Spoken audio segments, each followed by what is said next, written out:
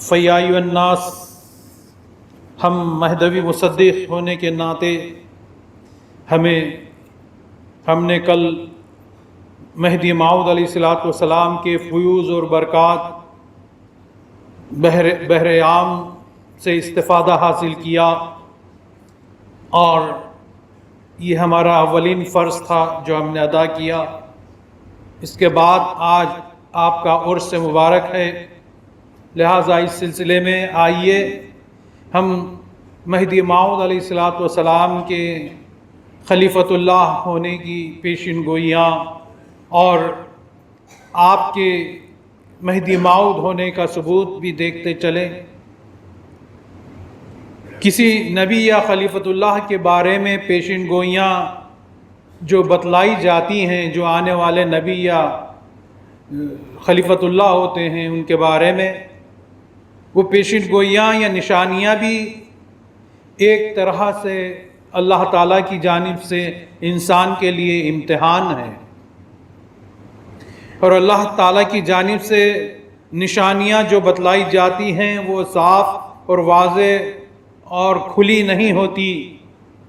اگر ایسا نہ ہوتا تو نبی کریم صلی اللہ علیہ وسلم کے تعلق سے بھی آپ سے پہلے کی اگلی کتابوں میں آپ صلی اللہ علیہ وسلم کا نام، پیدائش کا مقام، آپ کے ماں باپ کے نام صاف طور پر کھلے الفاظ میں بیان کر دیے جاتے تو سب کے سب محمد صلی اللہ علیہ وسلم پر ایمان لے آتے۔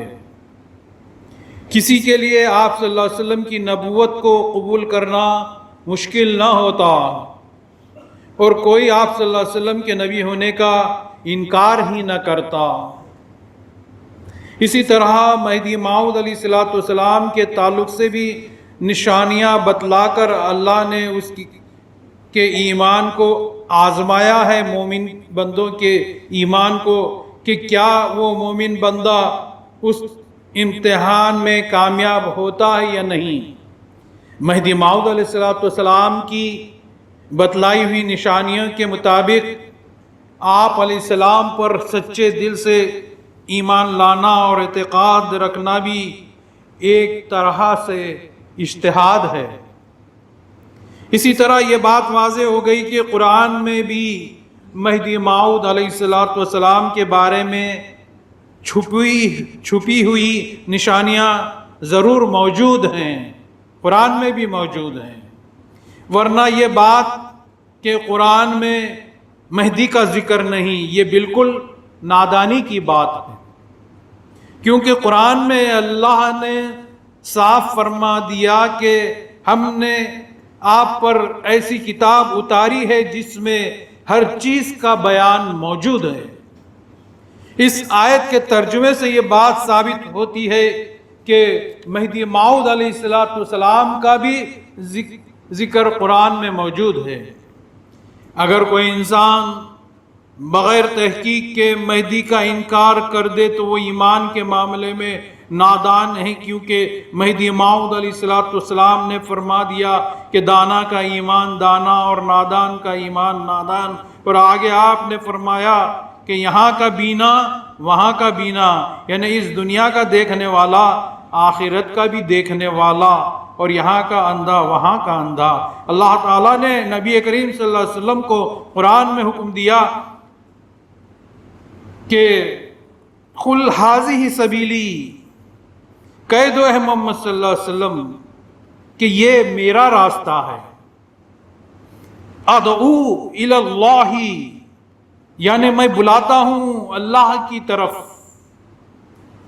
انا ومن اتبعنی، یعنی میں اور میرا تابع جو ہوگا وہ بھی اللہ کی طرف بلائے گا۔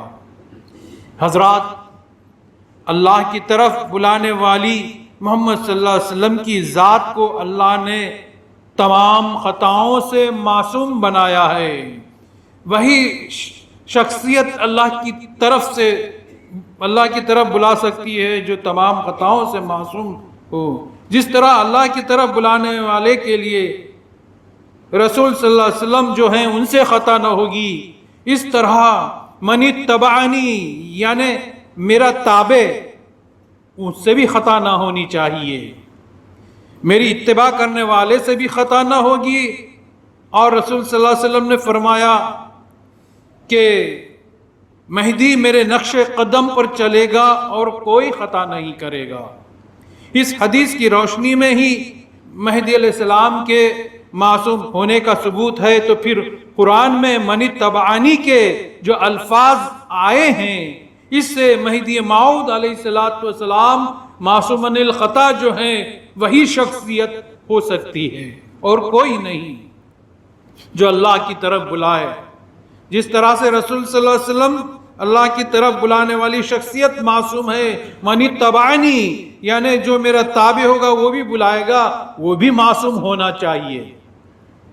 اسی طرح قرآن میں بھی مہدی کا ذکر آپ نے سن لیا، جو اشارتاً وہاں پر موجود ہیں، مگر عقل رکھنے والے، علم رکھنے والے اس بات کو تاڑ ہی لیتے ہیں اور ایمان لے آتے ہیں۔ مگر اللہ کے اس امتحان سے ہمیں گزرنا ہوگا کہ یؤمن بالغیب، چھپی ہوئی نشانیوں پر ایمان لاؤ۔ اسی لیے مہدی علیہ السلام نے فرمایا کہ دانا کا ایمان دانا اور نادان کا ایمان نادان۔ دوسری قرآن کی آیت میں اللہ فرماتا ہے ثم ان علینا بیانا، یعنی پھر کبھی ہم قرآن کا بیان کریں گے یا کروائیں گے کسی شخصیت سے۔ یہ رسول اکرم صلی اللہ علیہ وسلم سے اللہ تعالیٰ نے فرما دیا کہ پھر کبھی ہم قرآن کا بیان کرائیں گے، یعنی قرآن پاک کو ہم نے محمد صلی اللہ علیہ وسلم پر نازل کر دیا، مگر قرآن کا بیان کے لیے پھر کسی ہستی کو ہم دنیا میں بھیجیں گے۔ یہ اللہ کا اشارہ تھا، جو قرآن میں سچائی کے طور پر یہ آیتیں موجود ہیں۔ یہاں قرآن کے سما جو لفظ ہے، سما انا بیانا میں سما لفظ پر غور کیا جائے تو قرآن کے بیان کے لیے اللہ نے سما لفظ استعمال کیا ہے، جس کے عربی لغت سے معنی ہیں پھر کبھی، یعنی فرصت سے اور دیر سے ہم قرآن کا بیان کریں گے، یعنی رسول اکرم صلی اللہ علیہ وسلم کی ایک مدت گزرنے کے بعد ہم قرآن کا بیان کروائیں گے۔ اس لیے رسول صلی اللہ علیہ وسلم نے ابتدا کا زمانہ اپنا بتلایا اور بیچ کا زمانہ مہدی کا زمانہ بتلایا، اور اسی مہدی کے زمانے میں بیان قرآن کا بیان ہوگا۔ تو مطلب یہ ہے کہ مہدی جو کچھ بھی کہہ دے وہی قرآن کا بیان، اور مہدی کے بیان کو چھوڑ کر آج کل کے نادان علماء کے بیان پر ہم اپنے ایمان اور عقیدوں کو ٹٹولتے ہیں اور ان پر اعتبار کر لیتے ہیں۔ ذرا غور فرمائیے کہ مہدی موعود علیہ السلام کے تعلق سے حضرت عیسیٰ علیہ السلام نے خود اشارہ دے دیا تھا کہ عیسیٰ فرماتے ہیں کہ ہم پیغمبر تمہارے پاس تنزیل لاتے ہیں، یعنی اللہ کی جو کچھ آیتیں نازل ہوتی ہیں وہ آیتیں لاتے ہیں، اور ان آیتوں کی تعویل یعنی تفسیر مہدی آخر زمانے میں لائیں گے۔ یہ نہیں کہ قرآن نے مہدی کے بارے میں کہہ دیا یا رسول اکرم صلی اللہ علیہ وسلم نے کہہ دیا، بلکہ اس سے پہلے کے نبی بھی مہدی علیہ السلام کی بشارت دے چکے ہیں۔ اس کے بارے میں سمجھنا اور امتحان ہے ہمارے لیے۔ یہی وہ دلیلیں ہیں، یہی وہ حق ہے کہ جس پر ایک اللہ کا بندہ ذرہ برابر بھی شک لائے تو وہ ایمان سے گیا، اور یہی وہ دلیلیں تھیں، یہی وہ حق تھا کہ جس کو ثابت کرنے کے لیے حضرت بندگی میاں سید محمود سیدن جی خاتم المرشدین رضی اللہ تعالیٰ عنہ اور حضرت بندگی میاں مصطفیٰ گجراتی رحمۃ اللہ علیہ اور حضرت عبداللہ خان نیازی رحمۃ اللہ علیہ جیسے مہدوی بزرگ بادشاہوں کے دربار میں بھی ثبوت مہدی پیش کرنے کے لیے بادشاہوں سے ٹکرا گئے۔ اب ہمیں کس ثبوت کی ضرورت رہی آج کل، جبکہ انہوں نے بادشاہوں کے दरबार में भी सबूत दे दिया है।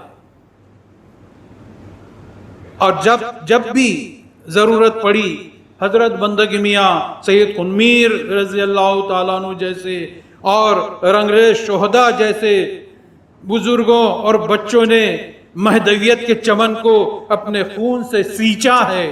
यही हमारी हक़ानियत है और यही हमारी सच्चाई है। फिर आज हम किस बात पर अपने अकीदे पर कमज़ोर उतरते नजर आते हैं। आज उसी महदवियत के हम और आप फूल बूटे हैं, जिन्होंने अपना खून महदवियत की राह में दिया है, उसके हम और आप फूल बूटे हैं, जिस चमन को हमारे बुजुर्गों ने अपने खून से सींचा है। क्या हम इस चमन को आसानी से वीरान होने के लिए छोड़ देंगे? अगर जो कुछ इस वीरानी में हिस्सा लेते हैं या महदवियत से दूसरों को भी दूर करते हैं, तो फिर उसका बदला भी भुगतना होगा हमारे इस दुनिया से रुखसत होने के बाद। क्योंकि मेहदी का सबूत कुरान में है, मेहदी का सबूत पैगंबरों के जरिए है और मेहदी का सबूत रसूल अकरम सल्लल्लाहु अलैहि वसल्लम के जरिए है, जिसका हम इनकार करते चले जा रहे हैं। नहीं, बल्कि हम ये अकीदा रखेंगे कि जिस कुरान के बयान के लिए अल्लाह ने मेहदी को इस दुनिया में भेजा था, वही बयान हम सुनते रहेंगे। हम अहद कर लें कि दूसरे बयानों के लिए हम इधर उधर नहीं जाएंगे। ये नहीं कहेंगे कि यहाँ कुछ नहीं मिलता, वहाँ बहुत कुछ मिलता है। ईमान तो यहीं मिलेगा, अकीदा तो यहीं मिलेगा। इस अहद के साथ इश्क का हाथ से पैमाना हम जाने नहीं देंगे। जान जाए मगर ईमान न जाए। अल्लाह से दुआ है कि अल्लाह रब्बुल इज़्ज़त हमें मेहदी माऊद अलैहिस्सलातु वस्सलाम के लाए हुए इस इश्क नामे को समझने की तौफीक अता फरमाए और हमें इधर उधर दर बदर भागने से बचाकर हक़ का रास्ता दिखलाए और इसी सिरात मुस्तकीम पर हमेशा आखिरी दम तक साबित कदम रखे। आमीन सुम्मा आमीन। बारकल्लाहु लना व लकुम फिल कुरानिल अज़ीम व नफ़अना व इय्याकुम बिल आयति व ज़िक्रिल हकीम। इन्नहु तआला जव्वादुन मलिकुन बर्रुर रहीम।